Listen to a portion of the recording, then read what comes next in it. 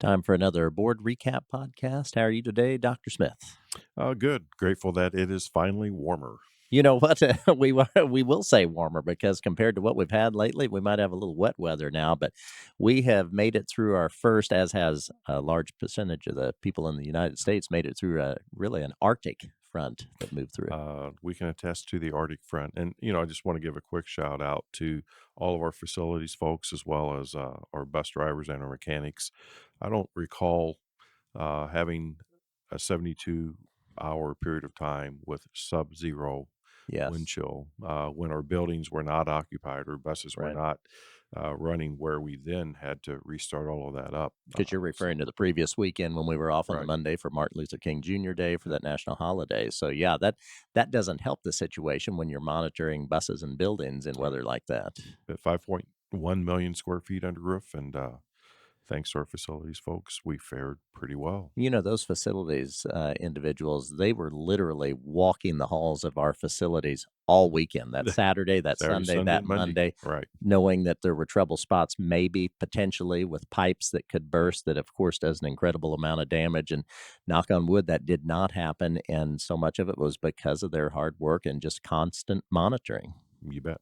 So thank as you said, thanks to everyone for that. So let's jump into last night's school board meeting. And as always, we'll start with good news and plenty of that to go around. So you and I were both in attendance for this. This was kind of a fun event. Stringtown School always honors students every so often throughout the year. And they did so this time. Their special guest who helped present those certificates to students was our new mayor in the city of Evansville, Mayor Stephanie Terry, and this was her first official visit to a school as mayor, and that was really fun to be a part of. Certainly was. Lots of smiles. She did a great job, a She great did do a message to great her job, students. yes. So, uh, an exciting day. Yeah, glad to have her there, and more good news then coming, and, there's never any shortage of good news when it comes to EVSC Fine Arts, so a lot of success recently with Indiana Music Educators Association Conference, so we had, 6 individuals from our high schools in EVSC who were named to the All-State Orchestra. 4 of those students were principal, or as I've always heard it called, first chair, and I think all 4 of those primary chair students came from Wrights High School. Boy, what an honor for all those students, but especially for Wrights. Yeah, I think that's the first. I can never recall when one school in Indiana had that many principal players. So principal violin and cello and orchestra. That's saying something Yeah, to you just know have one much of better those. than I do Right. at the state level to be And primary chair. clarinet and then trumpet. So Yeah, that kudos to all those involved. that really is incredible. We also had 2 students who were named, to the junior all-state band. Those are middle school students, so we're very proud of them. The success continued then. We had 24 students who were named all-state choir, and so we're very proud of them as well, all-state honors choir, and I believe half of those 12 were at the high school level and half were at the middle school level, so, don't wanna leave out those vocalists. Also, what an honor for those students as well. You bet. And then moving through good news, there's just a video playing quickly, but I wanted to show this to the board last night because, we're so fortunate to have such great swimming programs in our schools. And now we have the beautiful new aquatic center here in Evansville. But when you think of students who compete in swim meets, I don't want to ever leave out the fact we have divers and these student divers. And if you're lucky enough to be watching this on the video, their talents are simply amazing. I could not agree with you more. I was speaking with one of our principals just last week and talking about how their swim program has grown by leaps and bounds, not just Sure. number of students, but also the success that they've had. So just another benefit of being in the EVSC. Yeah, no doubt. So kudos to all of those students. That doesn't happen, obviously, without a lot of hard work. And speaking of hard work, final thing I shared with the board last night, and recently, a week ago, Harrison High School held what they called the Warrior Showcase, and in this they had multiple teams. I think it was 13 teams, if I remember correctly, who were participating over 2 days.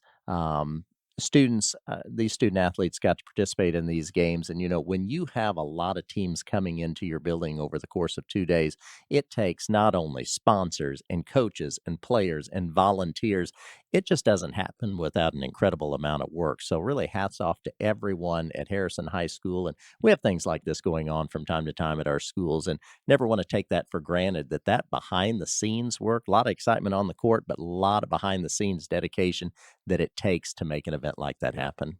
Couldn't agree more. Always said that just because something looks easy doesn't mean that there hasn't been a ton of work that goes on behind the scenes. And with that particular Warrior showcase, all hands on deck was the motto that weekend. Yes, for sure. So thanks to all of them and great experience for our students. That wraps up good news. So if you would take us into consent items, please. Certainly will. So when we look at item 3.02, consideration of allowance of payments, that was for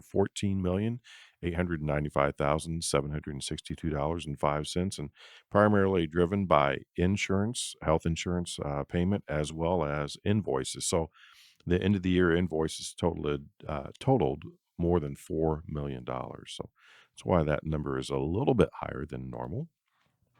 Item 3.03, consideration to request to carry over 2023 encumbered but unexpended appropriation. So basically, what this is, if we had contracts or work that was done in 2023, but yet we had not received a bill for it yet, what we want to do is encumber that money or earmark that money from 2023 and move that over into 2024, saying, hey, we're going to pay for these services and goods with 2023 appropriations and money because we don't want that to lessen what we have been approved for in 24. And then item 3.04, consideration of the resolution for the transfer of appropriations within the budget. And I think that's really important to understand that this is within the budget. So within the overall budget, we have different funds, and that's because we are Public School Corporation Indiana that is governed by fund accounting. So uh, if you have your overall house budget and you have various amounts that you want to spend in different areas, for instance, let's say utilities, let's say it was an incredibly hot summer, so you overspent in the area that you had set aside for utilities, then in order to make your overall budget work, you had to underspend in another area. That could be transportation, it could be entertainment. So basically, what we did was when things are overspent in one area of the budget in one fund, then we add to that and then we balance that. We take away then from other areas where we were fortunate to underspend. You do that quite often. Always interesting, though. There are sometimes, just for context, connections between our large budget and a household budget, and it Absolutely. makes a lot of sense. Yeah. I hope it does. 3.05, consideration to approve the revised schedule for the 23-24 school board meeting date. So we do have the eclipse that is scheduled to be here on April the 8th, April and we were 8th. all looking forward to seeing that. Basically, what we did was we traded a school holiday on April the 19th for that day on April the 8th because the eclipse is going to happen pretty close to dismissal, Like and we just 2:02 in the yeah, afternoon, we yes. don't want to take any chance that the traffic that Evansville may Sure. see on that day for the eclipse could interrupt us getting students home in a timely and safe manner. So we basically traded the day off on April the 19th for April the 8th. We did have a board meeting scheduled on April the 8th, so we are simply informing the public that we are moving that board meeting to April the 9th. Okay, and I was just at a task force meeting for the eclipse last week, and still a lot of synergy around that. And they're predicting at this point 80,000 visitors to the Evansville metro area. So Well, lot of excitement around let's them. hope that happens because I know business owners then would Yes, certainly profit from that, and definitely. that It's a would be great way to great for them. showcase our community. You Sure. bet.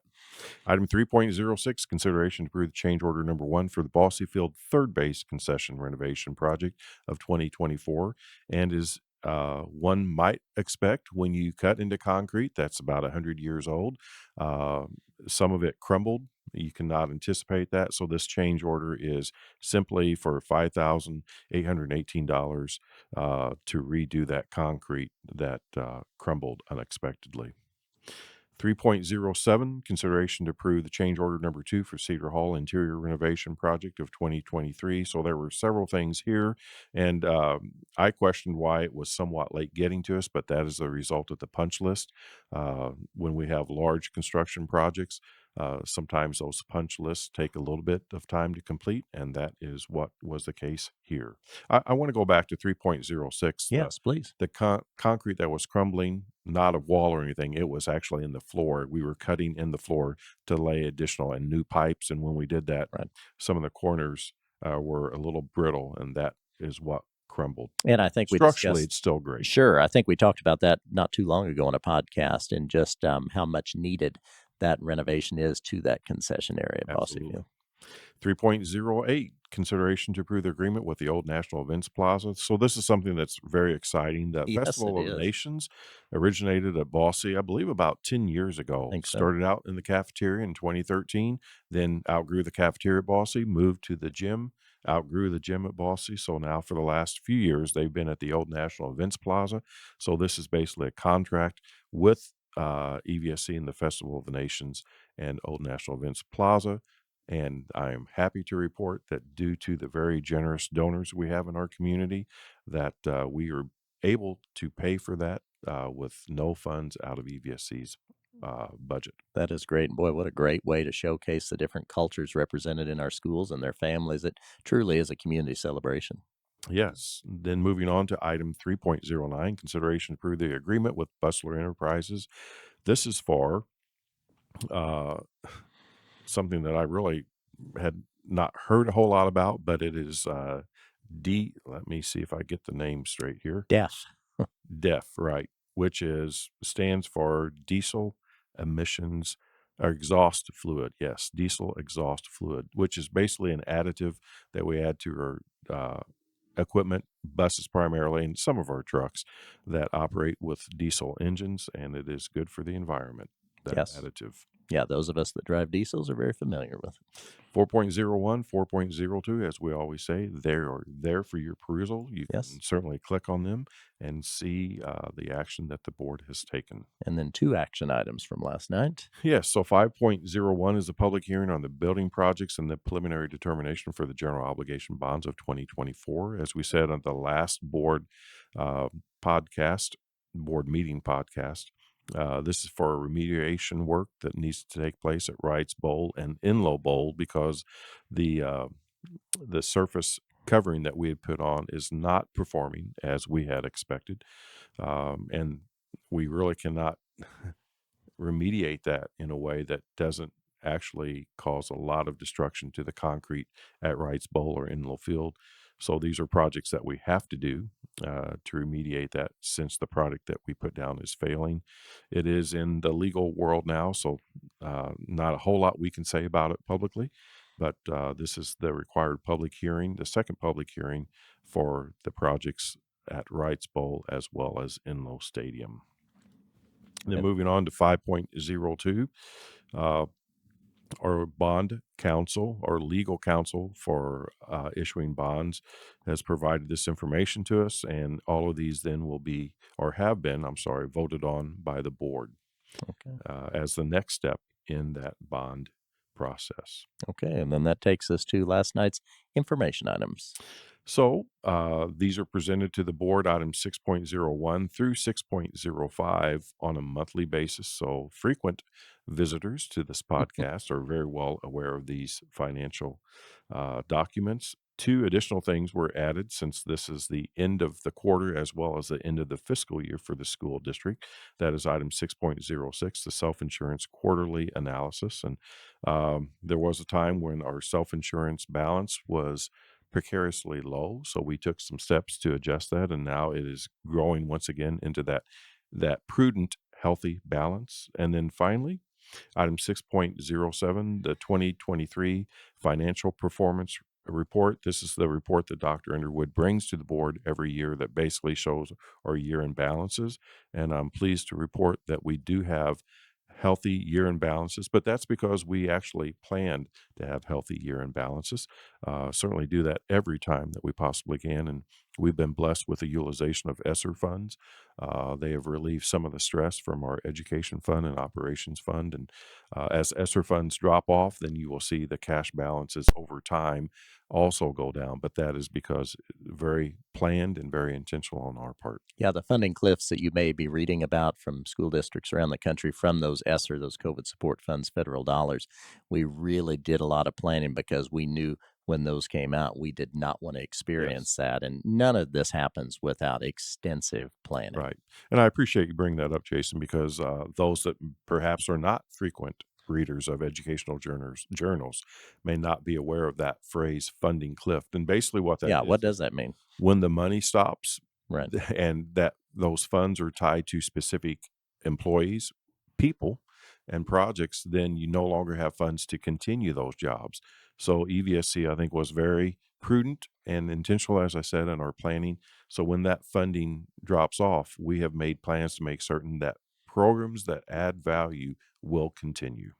Most definitely. Well said. So, and again, as we always say, a lot of meat in this information section with what Dr. Underwood shared. You can always click on all the attachments and see everything that he went through last night. Yes. And that wraps up another school board meeting. So, as we said at the beginning, let's hope the cold weather from the Arctic North may be behind us. We'll keep our fingers Let's crossed. just hope that it stays up there. I don't even want it to be behind us, just kind of metaphorically There you speaking. go. I'd prefer for it not to be anywhere around. I agree with that 100%. Thank you, Dr. Smith. Thank you.